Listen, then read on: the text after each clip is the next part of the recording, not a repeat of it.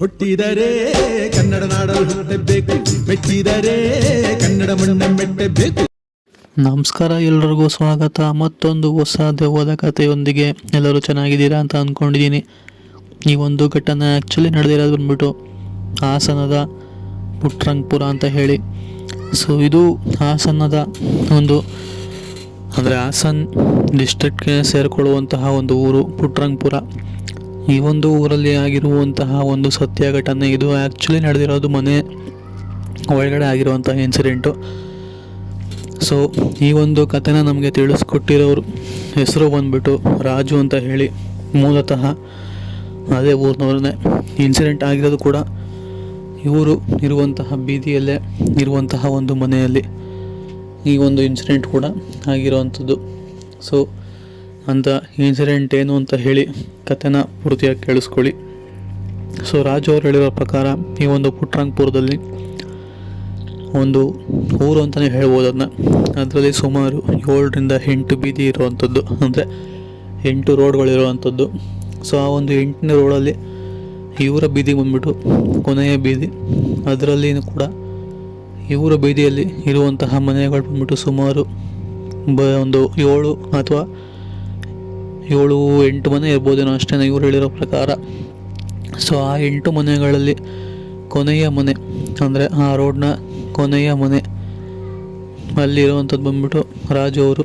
So ಈ incident ಆಗಿರೋಬಿಟ್ಟು ಆ ಒಂದು ಬೀದಿಗೆ ಬರಬೇಕು ಅಂತ ಅಂದರೆ 3 ದಾರಿ ಕೂಡಿರುವಂತಹ ಒಂದು ರಸ್ತೆ ಎದುರುಗಡೆ ಬಾಗಿಲಿದೆ. ಸೊ ಆ ಒಂದು ಮನೆಯಲ್ಲಿ ಆಗಿರುವಂತಹ ಘಟನೆ. ಸೊ ಆ ಊರಿನವರು ತುಂಬ ಸಲ ಈ ಹಿಂದನೇ ಹೇಳ್ತಿದ್ರು, ಅಂದರೆ ಆ ಕೊನೆಯ ಬೀದಿಯಲ್ಲಿ 3 ದಾರಿ ಕೂಡಿರುವಂತಹ ರಸ್ತೆ ಎದುರುಗಡೆ ಇರುವಂತಹ ಮನೆಯ ಬಾಗಿಲು, ಆ ಬಾಗಿಲನ್ನ ಓಡಿಸ್ಬಿಟ್ಟು ನೀವು ಬೇರೆ ಕಡೆ ಅಂದರೆ ಅದರ ಹಿಂದೆಗಡೆಯಿಂದ ಓಡಾಡೋ ಥರ ಮಾಡ್ಕೊಳ್ಳಿ ಅಂತ ಆ ಊರಿನವ್ರು ತುಂಬ ಜನ ಇವ್ರಿಗೆ ಇನ್ಸಿಡೆಂಟ್ ಮಾಡ್ತಿದ್ರು. ಬಟ್ ಆ ಮನೇಲಿದ್ದವರು ಇದ್ರ ಬಗ್ಗೆ ಅಷ್ಟೇ ತಲೆ ಕೆಡಿಸ್ಕೊಂಡಿರಲಿಲ್ಲ. ಆದ ಕಾರಣ ಹೀಗೆ ಸುಮಾರು ವರ್ಷಗಳು ಅದನ್ನ ಇಗ್ನೋರ್ ಮಾಡ್ತಾನೆ ಬಂದರು ಆ ಒಂದು ಮನೆಯವರು.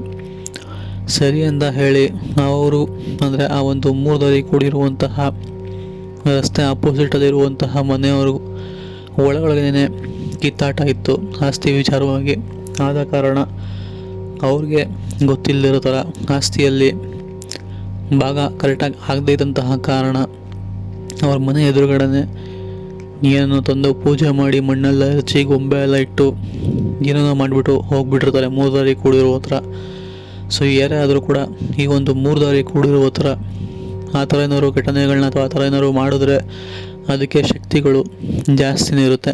ಆದ ಕಾರಣ ಆ ಒಂದು ಮನೆ ಎದುರುಗಡೆ ಮಾಡಿಬಿಟ್ಟು ಹೋಗ್ಬಿಟ್ಟಿರ್ತಾರೆ.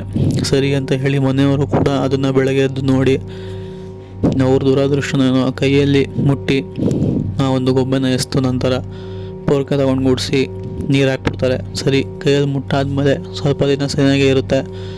ಅದಾದಮೇಲೆ ಹೋಗ್ತಾ ಹೋಗ್ತಾ ಆ ಒಂದು ಮನೆಯಲ್ಲಿ ಇರುವಂತಹ ವ್ಯಕ್ತಿಗಳು ಒಬ್ಬೊಬ್ಬರೇ ಹುಚ್ಚರ ಥರ ಆಡೋದಕ್ಕೆ ಶುರು ಮಾಡ್ತಾರೆ. ಹೀಗೆ ಆಡ್ತಾ ಆಡ್ತಾ ಜೋರಾಗಿ ಕೂಕೊಂತಾರೆ. ಒಂದೊಂದು ಸಲ ಆ ಒಂದು ಬೀದಿಲಿಯವರೆಲ್ಲನೂ ಕೂಡ ಆ ಒಂದು ಮನೆಗೆ ಹೋಗೋದಕ್ಕೆ ಕೂಡ ಹಿಂದೆ ಮುಂದೆ ನೋಡ್ತಾರೆ ಅಥವಾ ಎದುರ್ಕೊತಾರೆ ಅಂತಲೇ ಹೇಳ್ಬೋದು. ಬಿಕಾಸ್ ಆ ಮನೆಯಲ್ಲಿರೋರು ಯಾವ ಮೂಮೆಂಟಲ್ಲಿ ಹೆಂಗಿರ್ತಾರೆ ಅಂತ ಹೇಳಿ ಅವ್ರಿಗೆ ಕೂಡ ಗೊತ್ತಾಗೋದಿಲ್ಲ. ಅಷ್ಟು ಒಂಥರ ವಿಚಿತ್ರವಾಗಿ ಆಡೋದಕ್ಕೆ ಶುರು ಮಾಡಿರ್ತಾರೆ.